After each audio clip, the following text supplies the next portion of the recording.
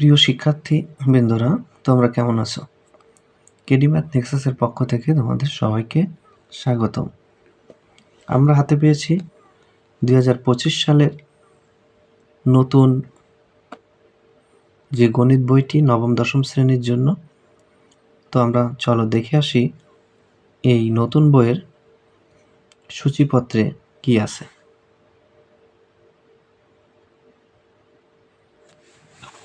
সূচিপত্রে দেখতে পাচ্ছি প্রথম যে অধ্যায়টা সেটা আছে বাস্তব সংখ্যা, 2 অধ্যায় আছে সেট ও ফাংশন, তৃতীয় অধ্যায় বীজগাণিতিক রাশি, চতুর্থ অধ্যায় আছে সূচক ও লগারিদম, পঞ্চম অধ্যায় আছে এক চলক বিশিষ্ট সমীকরণ, ষষ্ঠ অধ্যায় আছে রেখা, কোণ ও ত্রিভুজ, সপ্তম অধ্যায় আছে ব্যবহারিক জ্যামিতি, অষ্টম অধ্যায় আছে বৃত্ত, নবম অধ্যায় আছে ত্রিকোণমিতিক অনুপাত, দশম অধ্যায় আছে দূরত্ব উচ্চতা, একাদশ অধ্যায় আছে বীজগাণিতিক অনুপাত ও সমানুপাত, দ্বাদশ অধ্যায় আছে দুই চলক বিশিষ্ট সরল সহসমীকরণ, ত্রয়োদশ অধ্যায় আছে সসীম ধারা, চতুর্দশ অধ্যায় আছে অনুপাত সদৃশ্যতা ও প্রতিসমতা, 15 অধ্যায় আছে ক্ষেত্রফল সম্পর্কিত উপপাদ্য ও সম্পাদ্য, ষোড়শ অধ্যায় আছে পরিমিতি এবং সপ্তদশ অধ্যায় আছে পরিসংখ্যা। তো এই ছিল আমাদের গণিত বইয়ের সূচিপত্র। আমি প্রতিটি পর্বে প্রত্যেক অধ্যায়ের প্রতিটা অংশ খুব ভালোভাবে আমরা শিখব। তো ধারাবাহিকভাবে তোমরা পর্বগুলো দেখো। আশা করি নবম দশম শ্রেণীর সকল শিক্ষার্থীর অঙ্কের ভীতি দূর হবে। আমি প্রতিটা অংশ খুব ভালোভাবে বোঝানোর চেষ্টা করব। তোমরা মনোযোগের সাথে আমার পাশে থাকো এবং প্রতিটা পর্ব দেখো।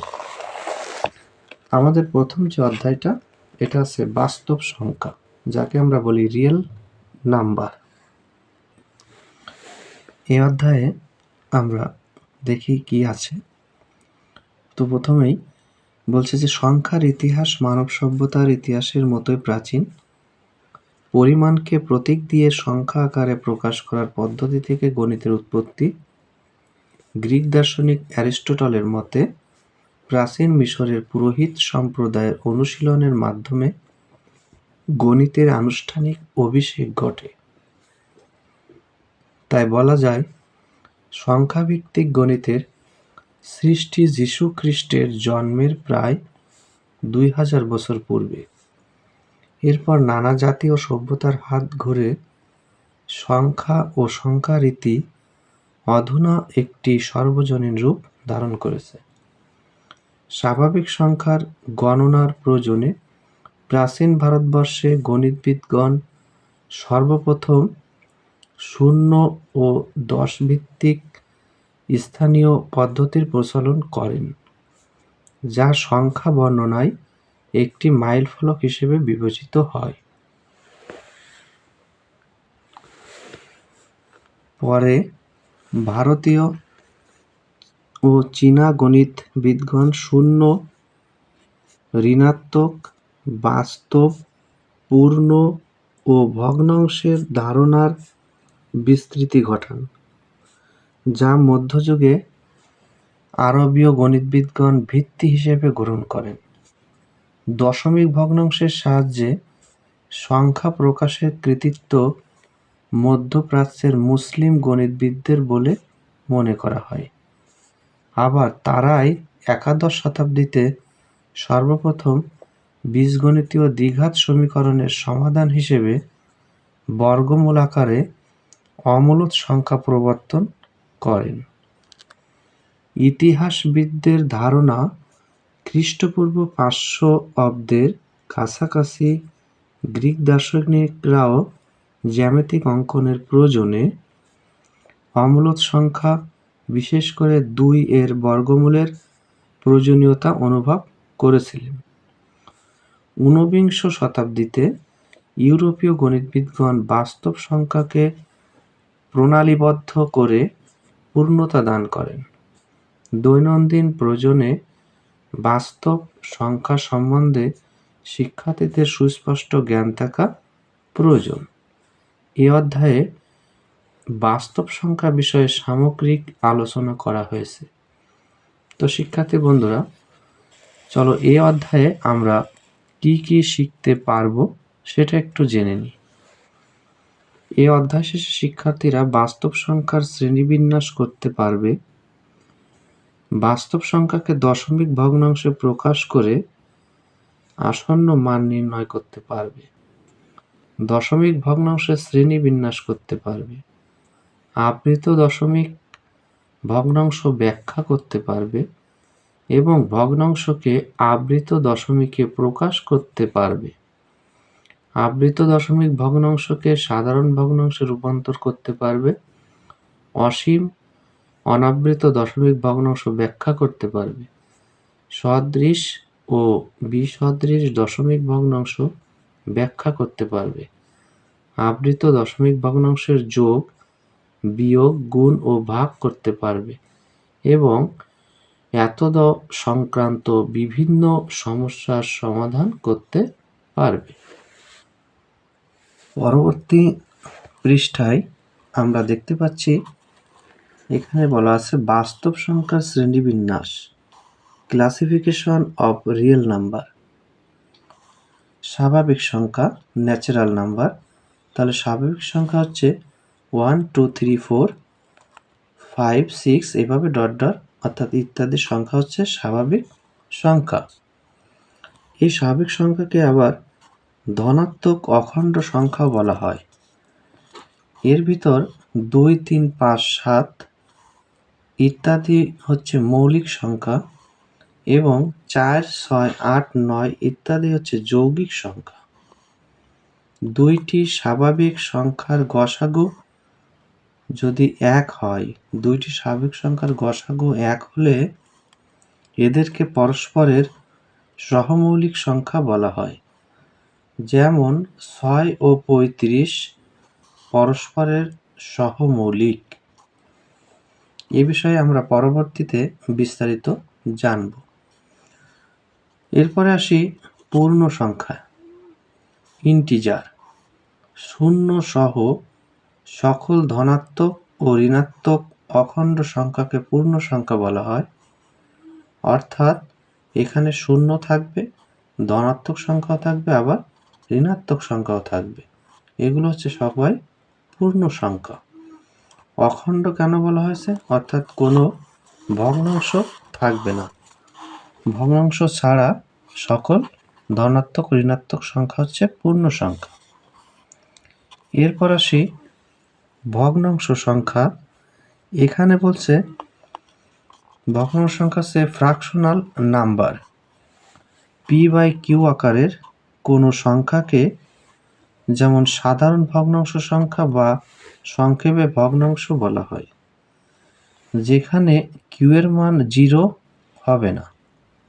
q এর মান 0 হবে না, কারণ যদি নিচেই 0 হয়, ভগ্নাংশের হরের জায়গা যদি 0 হয়, তাহলে ভগ্নাংশটি অসংজ্ঞায়িত হবে। আবার q এর মান 1 হবে না। q এর মান যদি নিচে 1 হয়, তাহলে হরে 1 থাকা না থাকা সমান। অর্থাৎ আমি যদি একটি ভগ্নাংশ লিখি 3/4, তো সেটাকে আমি 3/4 না লিখে 3/1 লিখলাম। তো 3/1 বলতে আমরা কিন্তু 3-কে বুঝি। তাহলে এটা কিন্তু আর ভগ্নাংশ থাকলো না। অর্থাৎ আমার দুটি শর্ত মানতে হবে, q এর মান 0 হবে না আর q এর মান 1 হবে না, তাহলে সেটা ভগ্নাংশ হবে। এবং আর একটা জিনিস হতে হবে, সেটা হচ্ছে q দ্বারা p নিঃশেষে বিভাজ্য নয়। মনে করো তুমি 2/2 নিলে, তাহলে 2 দ্বারা 2কে কি নিঃশেষে বিভাজ্য? তাহলে ভাগফল তো 1 হয়ে গেল। তাহলে কি এটা ভগ্নাংশ হবে? এটা ভগ্নাংশ হবে না। তাহলে 3টি শর্ত এখানে, q এর মান 0 হবে না, q এর মান 1 হবে না এবং q ও p নিঃশেষে বিভাজ্য হবে না। যেমন 1/2, 3/2, -5/3, 4/6 ইত্যাদি হচ্ছে সাধারণ ভগ্নাংশ। কোনো সাধারণ ভগ্নাংশ p/q এর ক্ষেত্রে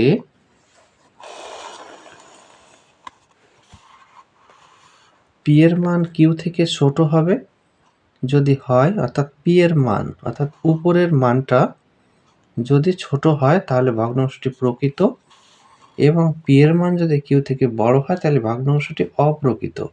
অর্থাৎ লব যদি ছোট হয় তাহলে প্রকৃত, আর হর যদি ছোট হয় তাহলে সেটা অপ্রকৃত। যেমন 1/2, 1/3, 2/3, 1/4 ইত্যাদি প্রকৃত ভগ্নাংশ, এবং অপ্রকৃত কি 3/2, 4/3, 5/3, 5/4। দেখো এই ভগ্নাংশগুলোর লবের অংশটা বড় হরের তুলনায়, আর এখানে লবটা ছোট হরের তুলনায়। তাহলে যখন লব বড় হবে তখন অপ্রকৃত, আর লব ছোট হলে প্রকৃত। এরপর আসি মূলদ সংখ্যায়। মূলদ সংখ্যা রেশিওনাল নাম্বার। p/q আকারের কোনো সংখ্যাকে মূলদ সংখ্যা বলা হয় যখন p ও q পূর্ণ সংখ্যা এবং q এর মান 0 নয়। যেমন 3/1 সমান 3, 11/2 সমান হচ্ছে অর্থাৎ 11/2 সমান 5.5, 5/3 সমান 1.666 ... ইত্যাদি হচ্ছে মূলদ সংখ্যা। যে কোনো মূলদ সংখ্যাকে দুইটি সহমৌলিক সংখ্যার অনুপাত হিসেবেও লেখা যায়। সকল পূর্ণ সংখ্যা ও ভগ্নাংশই মূলদ সংখ্যা। এই বিষয়টা কিন্তু তোমরা খুব ভালোভাবে মনে রাখবে যে সকল পূর্ণ সংখ্যা কিন্তু মূলদ সংখ্যা। আবার কোনগুলো মূলদ সংখ্যা? সকল ভগ্নাংশ। তাহলে পূর্ণ সংখ্যা এবং ভগ্নাংশ সংখ্যা মিলে হচ্ছে মূলদ সংখ্যা। এরপর যেটা আছে সেটা হচ্ছে অমূলদ সংখ্যা, ইরেশনাল নাম্বার। যে সংখ্যাকে p/q আকারে প্রকাশ করা যায় না, যেখানে p ও q পূর্ণ সংখ্যা এবং q এর মান 0 নয়, সে সংখ্যাকে অমূলদ সংখ্যা বলা হয়। পূর্ণবর্গ নয় এরূপ যে কোনো স্বাভাবিক সংখ্যার বর্গমূল কিংবা তার ভগ্নাংশ একটি অমূলদ সংখ্যা। যেমন √2। √2 সমান 2 কিন্তু পূর্ণবর্গ সংখ্যা নয়। তাহলে যেহেতু 2 পূর্ণবর্গ সংখ্যা নয়, তার বর্গমূল হচ্ছে √2। এটাকে আমরা ক্যালকুলেশন করলে পাই 1.414213, এবং আরও অনেক সংখ্যা আছে, ক্যালকুলেটরে তোমরা করে দেখবে আরও অনেক সংখ্যা আসে। এখানে 6টি অঙ্ক দশমিকের পরে রাখা হয়েছে, বাকিগুলো বসানো হয় না। √3 আছে 1.73200508, আরও সংখ্যা আছে। একইভাবে √5/2, এটা ক্যালকুলেশন করলে 1.118 ইত্যাদি অমূলদ সংখ্যা। কোনো অমূলদ সংখ্যাকে দুইটি পূর্ণ সংখ্যার অনুপাত হিসেবে প্রকাশ করা যায় না। এই বিষয়টা কিন্তু তোমাদের খেয়াল করতে হবে মূলদ আর অমূলদকে চিনতে গেলে। তাহলে এর পরবর্তী যে অংশটা আছে সেটা হচ্ছে দশমিক ভগ্নাংশ সংখ্যা, ডেসিমাল ফ্র্যাকশনাল নাম্বার। মূলদ সংখ্যা ও অমূলদ সংখ্যাকে দশমিক দিয়ে প্রকাশ করা হলে একে দশমিক ভগ্নাংশ বলা হয়। যেমন 3 সমান 3.3, 5/2 সমান 2.5, 10/3 সমান 3.333। এইভাবে কিন্তু আরও 3 আছে। √3 সমান 1.732, অর্থাৎ এখানে কিন্তু আরও সংখ্যা আছে ইত্যাদি দশমিক ভগ্নাংশ। দশমিক বিন্দুর পর অঙ্ক সংখ্যা সসীম হলে, অর্থাৎ যদি গুণে শেষ করা যায় তাহলে সেটা সসীম। এদেরকে সসীম ভগ্নাংশ, সসীম দশমিক ভগ্নাংশ বলা হয়। এবং অঙ্ক সংখ্যা অসীম হলে এদেরকে অসীম দশমিক ভগ্নাংশ বলা হয়। অর্থাৎ দশমিকের পরে অঙ্ক সংখ্যা গুণে শেষ করা যায় না। যেমন 0.52, এটা কিন্তু সসীম, কারণ দশমিকের পরে কয়টি অঙ্ক আছে? 2টি অঙ্ক। এখানে 3 দশমিক অর্থাৎ 3.4152, এখানে দশমিকের পরে 4টি অঙ্ক আছে। এগুলো হচ্ছে সসীম দশমিক ভগ্নাংশ। এবং 4/3 এটা ক্যালকুলেশন করলে আমরা যেটা পাই সেটা হচ্ছে 1.333, অর্থাৎ এর কিন্তু শেষ নেই, অর্থাৎ এটা অসীম। √5 করলে 2.12351236 এবং আরও অঙ্ক আছে দশমিকের পরে, যা গণনা করে শেষ করা যায় না। এটা হচ্ছে অসীম দশমিক ভগ্নাংশ। আবার অসীম দশমিক ভগ্নাংশগুলোর মধ্যে দশমিক বিন্দুর পর কিছু অঙ্কের পুনরাবৃত্তি ঘটে। যদি এমন কিছু অঙ্কের পুনরাবৃত্তি হয় তাদেরকে আমরা বলবো অসীম আবৃত দশমিক ভগ্নাংশ। যেমন মনে করো একটা অঙ্ক হচ্ছে 3.343434, তাহলে আমরা বুঝতে পারছি যে এখানে 34 এর পুনরাবৃত্তি হয়েছে। তাহলে এখানে কিন্তু আরও সংখ্যা আছে, অর্থাৎ 34 আছে, বারবারে 34 আসছে। তাহলে আমরা বুঝে নিতে হবে এই সংখ্যাটির পুনরাবৃত্তি হয়েছে। এমন যদি পুনরাবৃত্তি হয় কোনো অসীম দশমিক ভগ্নাংশের, তাহলে তাকে আমরা বলবো অসীম আবৃত দশমিক ভগ্নাংশ। যে সংখ্যাটি পুনরাবৃত্তি হয় তার উপর যদি পৌনঃপুনিক চিহ্ন দেওয়া হয় তাহলে তাকে বলা হচ্ছে অসীম আবৃত দশমিক ভগ্নাংশ। এবং অঙ্কগুলোর পুনরাবৃত্তি না হলে এদের অসীম অনাবৃত দশমিক ভগ্নাংশ বলা হয়। যেমন 122/99 সমান 1.2323। দেখো 23 কিন্তু পুনরাবৃত্তি হয়েছে, তাহলে এটা কিন্তু আবৃত দশমিক ভগ্নাংশ। আবার দেখো এখানে 5.1654, এখানে 6 এর উপর পৌনঃপুনিক আর 4 এর উপর পৌনঃপুনিক। এই কথার অর্থ হচ্ছে 654 সংখ্যা তিনটি বারবার আছে, ইত্যাদি আছে অসীম আবৃত দশমিক ভগ্নাংশ।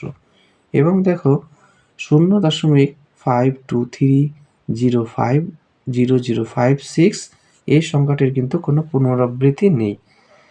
আবার দেখো এখানে আরো একটি সংখ্যা আছে 2.123403114, এটারও কিন্তু কোনো পুনরাবৃত্তি নেই।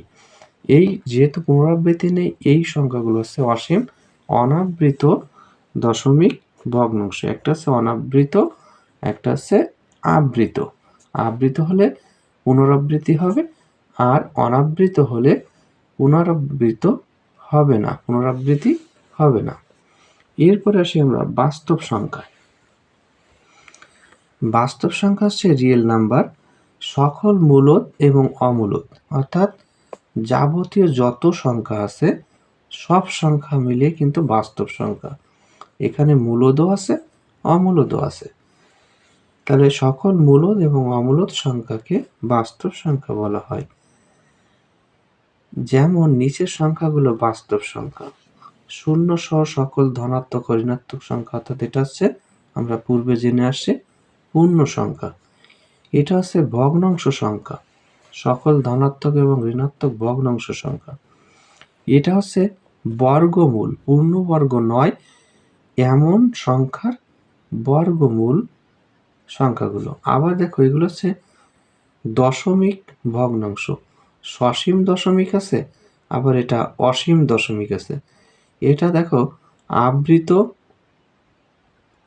এটা হচ্ছে অসীম আবৃত দশমিক ভগ্নাংশ, আর এটা হচ্ছে অসীম অনাবৃত দশমিক ভগ্নাংশ। অর্থাৎ সকল মূলদ সংখ্যা এবং অমূলদ সংখ্যা নিয়ে আমাদের এই বাস্তব সংখ্যা গঠিত। এরপরে আমরা আসি ধনাত্মক সংখ্যা কোনগুলো। অর্থাৎ ধনাত্মক সংখ্যা বলতেছে পজিটিভ নাম্বার, শূন্য থেকে বড়। শূন্যকে কিন্তু এখানে ধনাত্মক সংখ্যার ভিতরে আমরা নিব না, আবার ঋণাত্মক সংখ্যার ভিতরে নিব না। শূন্য আলাদা একটা সংখ্যা। তো যাই হোক, ধনাত্মক সংখ্যা যখন বলবো তাহলে শূন্য থেকে বড় সকল বাস্তব সংখ্যাকে ধনাত্মক সংখ্যা বলা হয়। যেমন 2, 1/2, 3/2, √2, 0.415, 0.62 মাথায় পৌনঃপুনিক, তারপর আছে 4.12034506 ইত্যাদি ধনাত্মক সংখ্যা, অর্থাৎ পজিটিভ নাম্বার, সেটা ভগ্নাংশ হতে পারে। তারপরে বর্গমূল হতে পারে, পূর্ণ সংখ্যা হতে পারে, দশমিক সংখ্যা হতে পারে, তারপরে আবৃত দশমিক ভগ্নাংশ হতে পারে, অনাবৃত দশমিক ভগ্নাংশ হতে পারে। অর্থাৎ ধনাত্মক হলেই হবে, কোনো ঋণাত্মক সংখ্যা হবে না, আর শূন্য হবে না। এরপর আসি ঋণাত্মক সংখ্যা। ঋণাত্মক সংখ্যা হচ্ছে নেগেটিভ নাম্বার। শূন্য থেকে ছোট সকল বাস্তব সংখ্যাকে ঋণাত্মক সংখ্যা বলা হয়। এখানেও কিন্তু শূন্যকে কাউন্ট করা যাবে না, কারণ এখানে কি ঋণাত্মক সংখ্যা, অর্থাৎ শূন্য থেকে আমার ছোট সংখ্যাগুলোকে নিতে হবে। সেখানে -2, -1/2, -3/2, -√2, -0.415, -0.62, 6 এবং 2 মাথায় পৌনঃপুনিক, -4.12034506 ইত্যাদি ঋণাত্মক সংখ্যা। অর্থাৎ এখানে ঋণাত্মক চিহ্নটা হচ্ছে মেইন বিষয়। এরপর হচ্ছে অঋণাত্মক। অঋণাত্মক সংখ্যার ভিতর আমরা বলবো হচ্ছে নন নেগেটিভ নাম্বার, অঋণাত্মক সংখ্যা। এখানে শূন্য সহ সকল ধনাত্মক সংখ্যাকে অঋণাত্মক সংখ্যা বলা হয়। তাহলে শূন্য এখানে কিন্তু অঋণাত্মক সংখ্যার ভিতর আসবে, শূন্য। আর কি আসবে? আর আছে বাকি যে ধনাত্মক সংখ্যাগুলো, সেই সংখ্যাগুলো আসবে। তাহলে শূন্য সহ সকল ধনাত্মক সংখ্যাকে অঋণাত্মক সংখ্যা বলা হয়। তাহলে এখানে 0, 3, 1/2, 0.612, তারপরে 1.3 মাথায় পৌনঃপুনিক, 2.120, 3, 4, 5 ইত্যাদি অঋণাত্মক সংখ্যা। এইবার দেখো আমরা একটা ছক দেখতে পাচ্ছি। ছকে বলা আছে যে একটা বাস্তব যে সংখ্যা তার শ্রেণী বিভাগ। প্রথমত বাস্তব সংখ্যাকে দুটো ভাগে ভাগ করা আছে, একটা হচ্ছে মূলদ, একটা হচ্ছে অমূলদ। এখন অমূলদ সংখ্যাকে শুধু একটি শ্রেণীতে ভাগ করা আছে, যেটা হচ্ছে অসীম অনাবৃত দশমিক। এবং মূলদ সংখ্যাকে প্রথমত দুটি ভাগে ভাগ করা আছে, একটা হচ্ছে পূর্ণ আর একটা হচ্ছে ভগ্নাংশ। পূর্ণ সংখ্যা কোনগুলো? পূর্ণ সংখ্যা আবার দেখো তিনটি ভাগে ভাগ করা আছে, একটা ধনাত্মক পূর্ণ সংখ্যা, একটা শূন্য, আর একটা ঋণাত্মক পূর্ণ সংখ্যা। আবার দেখো ভগ্নাংশকে ভাগ করা হয়েছে দুটি ভাগে, একটা সাধারণ ভগ্নাংশ, একটা দশমিক ভগ্নাংশ। এখন এখানে দেখো এই সাধারণ ভগ্নাংশে ভাগ করা হয়েছে একটা প্রকৃত, একটা হচ্ছে অপ্রকৃত। আর অপ্রকৃত আর মিশ্র কিন্তু একই জিনিস, তাই না? কারণ অপ্রকৃত থেকে মিশ্র ভগ্নাংশের সৃষ্টি। মিশ্র বলতে বোঝাচ্ছে প্রকৃতও আছে, তার সঙ্গে অপ্রকৃত আছে, একসাথে যোগ আকারে থাকে। যেমন মনে করো তোমাকে বলা হলো 3/2, এটা কিন্তু অপ্রকৃত। আবার এটাকে যদি তুমি ভাগ করে এভাবে লেখো যে 2 অক্ষে 2, 1, অর্থাৎ 1.1/2 লেখো, 1.1/2, তাহলে এটা কিন্তু মিশ্র হবে। এখানে 1 আছে পূর্ণ সংখ্যা, আর 1/2 হচ্ছে ভগ্নাংশ, অর্থাৎ প্রকৃত ভগ্নাংশ। এই দুটো মিলে হচ্ছে মিশ্র। আচ্ছা, এরপর দেখো দশমিক ভগ্নাংশ হতে পারে দুই ধরনের, একটা হচ্ছে সসীম, যেটা গুণে শেষ করা যায়, আর অসীম হচ্ছে দশমিকের পরের সংখ্যাগুলো গুণে শেষ করা যায় না, অথবা সেটা হচ্ছে আবৃত হতে পারে, তাই না? একটা হচ্ছে সসীম, একটা হচ্ছে অসীম। আর অসীম আবৃত কখন হবে? যখন সংখ্যাগুলোর উপর পৌনঃপুনিক চিহ্ন থাকবে।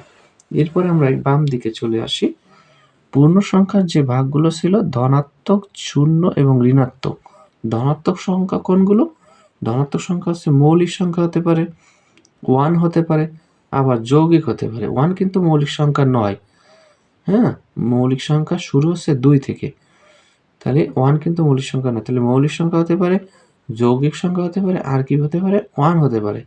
এরপর দেখো আমরা নিচের একটা অংশ দেখতে পাচ্ছি, এইখানে বলা আছে কাজ। আমরা এই কাজের অংশটা পরবর্তী পাঠে আমরা করব।